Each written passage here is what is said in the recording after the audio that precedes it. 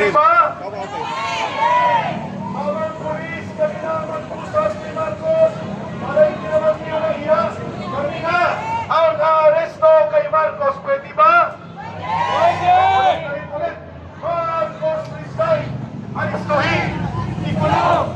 Marcos resign. Aristohin. Ikulong. Sabay. Marcos resign para sa Seldang 13.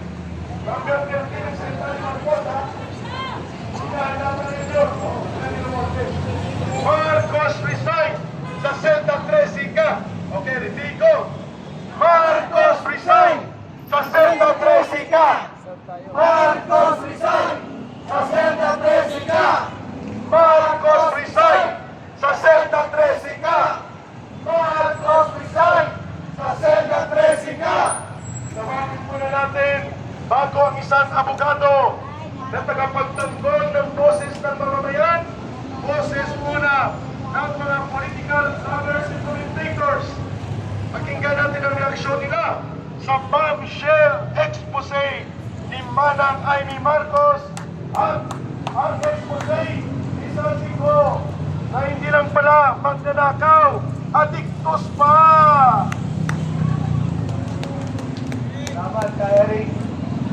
Mga kababayan, papayag pa tayo na ang presidente ay isang drug addict? Hindi! Sa pamilya nyo, papayag pa kayo na may drug addict? Hindi! Ano ang dapat ginagawa sa mga addict? Ikulong! Itukhang! Noong panahon ni Tatay Digong, buti hindi siya natuluyan. Alam nyo, mga kababayan, ngayong nagsalita ka. Ito si Senator Amy Marcos. Nananawagan ho ako sa ating AFP kung ano ang inyong magiging hakbang. Hindi ho tayo pwedeng pamunuan ng isang adiktos, pinidiktos na presidente. Sabi nga po, walang karapatang mamuno ang isang adik. Mahirap po dahil ang pag-iisip niyan ay hindi ho natin kontrolado. Maaari ho mas mapahamak ang bansa natin. Mapahamak ang mga Pilipino dahil sa kanyang mali-maling desisyon. Grabe ho yan. 4 na beses isang araw tumitira ng cocaine. 4 na beses. Hinahati-hati pa. Wow, grabe. Big time. Malulupit. Ang sarap. Kapag yung mga kababayang Pilipino hirap na hirap magbayad ng buwis. Ang mga kababayang Pilipino binabaha. Kayo nagpa-party-party lang. May flavor pa. Rip sa umaga, orange sa tanghali, at kainito sa hapon, at sa gabi ang suwahe dahil tuloy-tuloy ang party. Flavored cocaine daw! Sabi ni Manang Amy. Grabe mga kababayan. Hindi lang yung may nakakalimutan. Tinawag session na nila. Eric, may marijuana pa! Ganon katindi, mga kababayan. Kaya ako sa lahat po na nakakapanood ng video natin ngayon, alam nyo na, meron tayo pinagplagaling na presidente. Halina ho kayo dito sa exercise.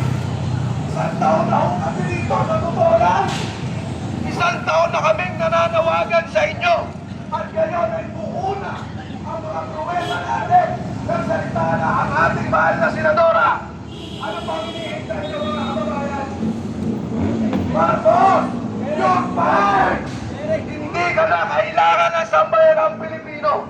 Hindi kami papayag na pamunuan ng isang drug addict. Hindi kami papayag na masira ang kinabukasan ng mga kabataan. Kaya pala, ayaw nyo sa war on drugs ng Pangulong Duterte. Paborito ng walang droga. Napakahirap po dyan mga kababayan. Muli mga kababayan ko, pinahapili namin sa inyo na tayo pa rin ang mag-iisyon. Lumabas kayo! Tulit-tulitin ko, 1 taon na kami rito. Nag-iintay kami sa inyo. Palayasin natin, pag-resignin natin.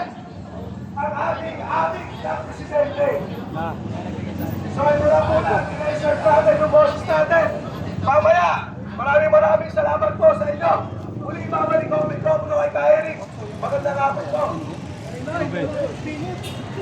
Mapasalamat po ako at nabigyan ako ng pagkakataon na makapagsalita dito. Bago po ang lahat, ayos ko ipaalam sa inyo na kasama ko ang aking mga kababayan na nagalunsod ng Muntinlupa. Palakpakan po natin yan.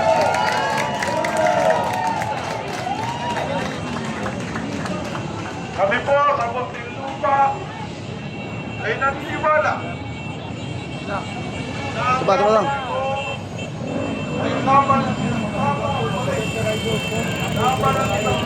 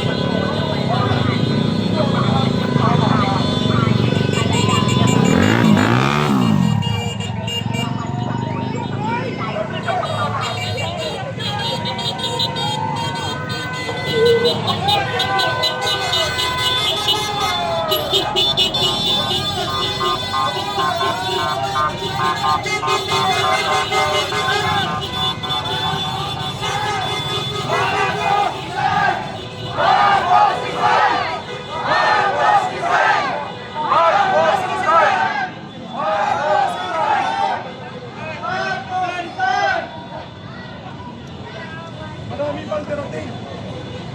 Yan po ang revelasyon. Kamalis sila kasi mas dito mamaya magta-traffic.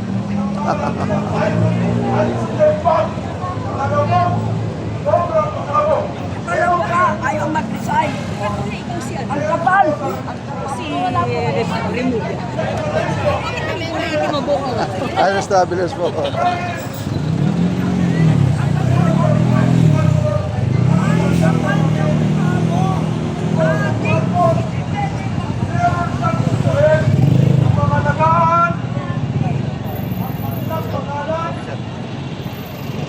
Ang kanilang reputasyon, ang kanilang background, at ang kanilang kalusugan. Kaya bilang nakakatandang kapatid, yung sinabi niya na ang kanyang kapatid ay lulong sa droga at tawag po natin doon sa Remedial Law ay declaration against interest at yan ay maaaring maging ebidensya laban sa kanya. Magandang po ang sinasabi ko. Dito po, sa pangyayaring ito, tayo mga kaibigan ay nakikita na tanaw na natin ang tagumpay at tayo ay hindi dapat susilit. Alam niyo po ba na ngayon lang ay nakarating sa akin ang isang mensahe na ang Speaker of the House ay nag-resign na.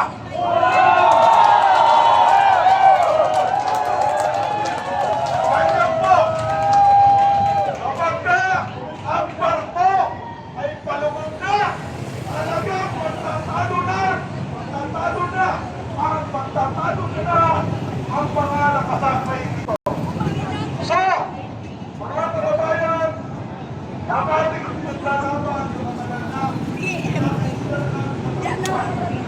Huwag tayo tigil habang pinagay ang ating sakupan para tunay na pagkakaroon sa unaran ng bawat pamilya. Mga kababayan ko, huwag ginagawa na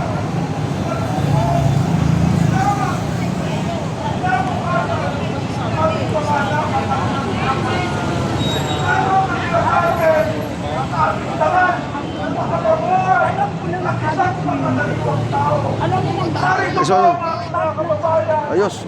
Sasanay na si Ka Eric sa akin. Ayos yan. Marami pang nakatunsok upang hanggang ngayon tamang pagtingin ng ating pamahalaan. So mga kababayan ko,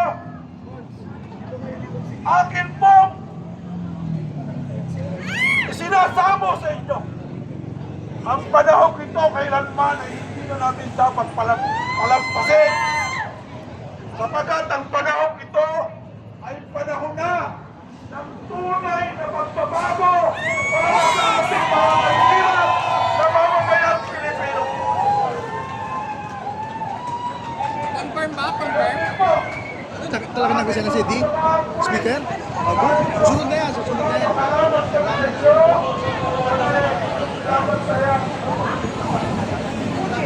Sa Malacanang, nakita ko po sa Facebook, napapaikutan na ng barikada.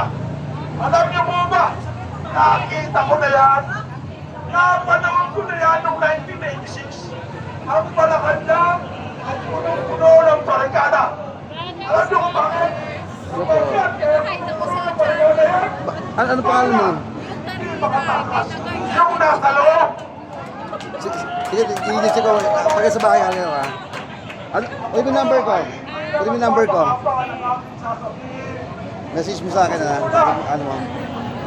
At ating sabay-sabay nasabihin. 0992.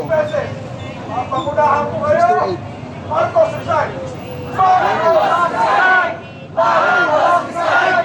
Marcos Rizal! 0992-628-989. Para sa tunay na pagbabago sa ularan ng mamamayang Pilipino. Magandang amo po.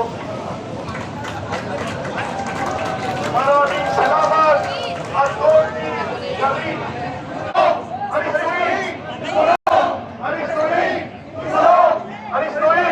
Nicolon! Arisui! Ang dapat ng patutunguhan ni Marcos Rizal. Marcos Rizal! Arisui! Nicolon! Marcos Rizal! Arisui! Nicolon! Marcos Rizal! Arisui! Nicolon!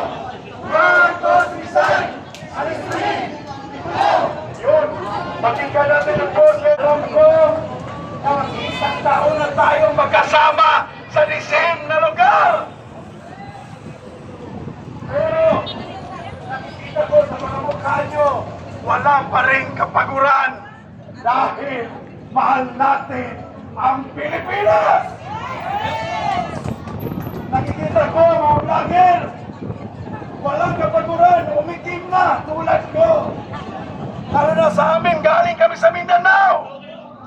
Mga I care, galing sa Davao at buong Pilipinas. Namulan man ako ng boses, pero gusto kong ipakita sa inyo na andito ako. Marcos Rizal! Marcos Rizal!